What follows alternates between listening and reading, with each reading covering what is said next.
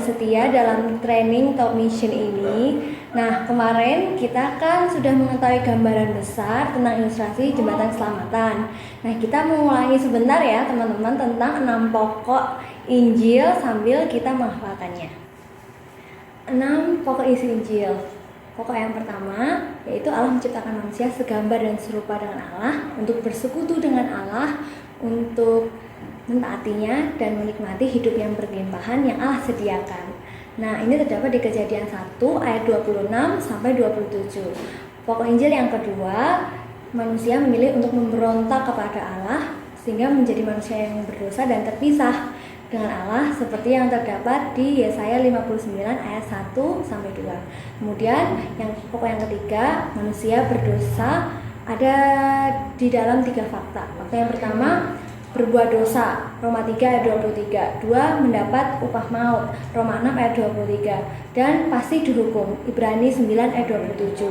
Pokok Injil yang keempat yaitu manusia berusaha untuk kembali bersekutu dengan Allah tapi gagal karena usahanya tidak menyelesaikan dosa. Ini terdapat di Yesaya 64 ayat 6. Pokok Injil yang kelima, Allah dalam kasih-Nya menjadi manusia dan sesuai dengan keadilannya mati di atas kayu salib untuk menggantikan manusia membayar hukuman, kemudian ia bangkit dari kematian. Ini terdapat di Yohanes 3 ayat 16 dan 1 Petrus 3 ayat 18. Nah, pokok Injil yang keenam itu manusia harus mendengar Injil dan percaya kepada Tuhan Yesus Kristus supaya diselamatkan. Ini terdapat di Yohanes 5 ayat 20. Nah, percaya artinya sama dengan menerima Tuhan Yesus, seperti yang terdapat di Yohanes 1 ayat 12.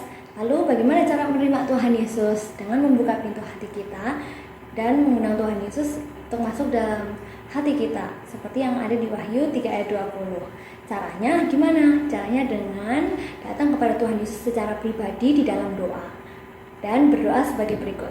1, mengaku kalau saya orang berdosa dan patut dihukum, mengakui dosa-dosa yang pernah saya lakukan dan kemudian mengambil keputusan untuk meninggalkannya. Nah, yang kedua, mengaku bahwa kematian Tuhan Yesus di atas kayu salib sudah membuat saya mengampuni dosa-dosa saya dan Ia sudah bangkit dari kematian untuk menyelamatkan saya. Nah, kemudian yang ketiga, mengundang Tuhan Yesus masuk ke dalam hati saya sebagai Tuhan dan Juru Selamat saya secara pribadi. Nah, teman-teman, tadi itu ya 6 pokok isi Injil. Nah, di ilustrasi jembatan keselamatan, 6 pokok tadi diringkas teman-teman menjadi 4. Jadi ada pokok Injil pertama, lalu pokok Injil kedua, ketiga, dan keempat itu menjadi 1. Kemudian pokok Injil yang kelima, kemudian pokok Injil yang keenam. Jadi terdapat 4 hal yang menolong kita mengalami keselamatan. Nah, 4 hal yang menolong kita mengalami keselamatan. 1, Allah menciptakan kita segambar dan serupa dengan Dia, dengan keadaan kudus dan sempurna, sehingga kita bisa bersekutu dengan Dia, mentaati Dia, dan hidup berkelimpahan di dalam Dia. Nah, kemudian kalimat penghubungnya adalah mengapa hal itu tidak bisa kita alami sekarang. Nah, kemudian hal yang kedua, gabungan pokok Injil kedua, ketiga, dan keempat ya teman-teman. Nah, jadi manusia memilih untuk memberontak sehingga berdosa dan terpisah dari Allah. Akibatnya manusia mendapat hukuman dan kemudian manusia berusaha untuk kembali bersekutu dengan Allah tapi gagal karena usahanya tidak menyelesaikan dosa. Kata penghubungnya, masihkah ada harapan? Nah, kemudian hal ketiga, Allah dalam kasih-Nya menjadi manusia dan sesuai dengan keadilannya mati di atas kayu salib untuk menggantikan manusia membayar hukuman. Kemudian Ia bangkit dari kematian untuk menyediakan jalan keselamatan bagi kita. Nah, kemudian di hal ketiga ini teman-teman bisa mengilustrasikannya dengan ilustrasi anak kembar. Kemudian hal keempat, manusia tidak otomatis langsung selamat, tetapi manusia perlu untuk mendengar dan percaya kepada Tuhan Yesus supaya bisa diselamatkan. Nah, setelah hal keempat ini teman-teman bisa menggunakan ilustrasi akrobat ya. Nah, teman-teman, setelah tadi menjelaskan 4 hal yang menolong untuk mengalami keselamatan. Setelah itu teman-teman bisa menanyakan pertanyaan tantangan untuk menolong orang yang kita beritakan Injil itu meresponi apa yang sudah kita beritakan.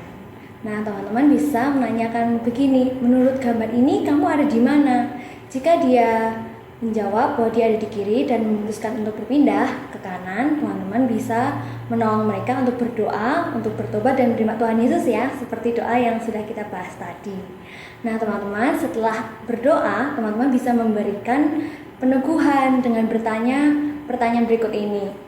1. Di manakah Tuhan Yesus berada saat ini?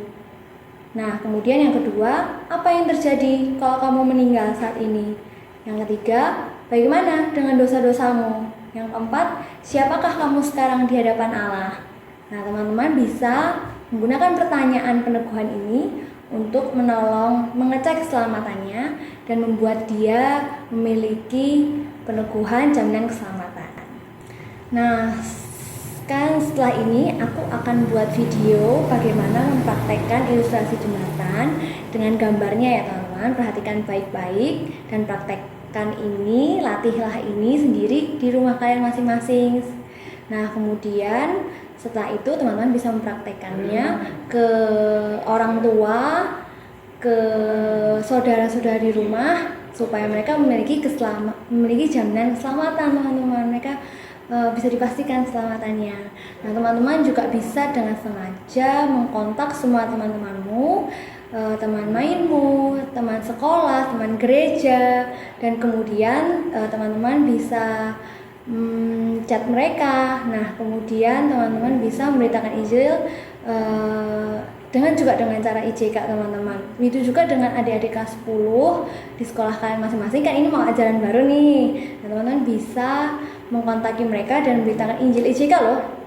Dengan cara nah teman-teman, ada video ilustrasi jembatan keselamatan dengan video Mario Bros teman-teman. Nah, cukup singkat dan hampir mirip sedikit dengan IJK. Namun judulnya memang Mario Cross and Impossible Game kalau nggak salah. Itu judulnya teman-teman. Tapi memang nggak selengkap IJK sih. Dan kemudian bisa menggunakan video ini sebagai jalan masuk untuk ke pertanyaan PI. Nah, nanti teman-teman bisa lanjut masuk lewat video itu. Nah, teman-teman juga bisa cari video lain di YouTube tentang ilustrasi jembatan keselamatan. Ada beberapa video yang juga mungkin cukup lengkap, tapi lebih lengkap dan standarnya abis ini kita buat ya, teman-teman, videonya selanjutnya bareng-bareng. Oke, jangan lupa ditonton dan dipraktekkan ya. Teman-teman bisa habis ini bisa mempraktekannya. Teman-teman bisa share link dari ilustrasi jembatan, video ilustrasi jembatan nanti ke teman-temanmu, ke saudaramu, ke semuanya untuk membuat mereka bisa mendengar Injil, teman-teman. Oh iya teman-teman juga kalau jago desain, teman-teman juga bisa buat sendiri loh ilustrasi jembatan keselamatan ini versimu dengan mengikuti contoh standar yang nanti ada di video selanjutnya gitu teman-teman, dan dibagikan ke semua teman-teman sosmedmu, ke semua keluargamu gitu teman-teman. Teman-teman juga bisa melakukan penginjilan lewat video call, lewat Zoom atau lewat meeting online, semua aplikasi online lainnya, dan kemudian bisa praktek dari rumah gitu teman-teman. Nah, video selanjutnya kita akan cus praktek IJK standar dan lengkap ya teman-teman. Jangan lupa dihafalkan dan dipraktekkan sendiri di rumah. Skuy!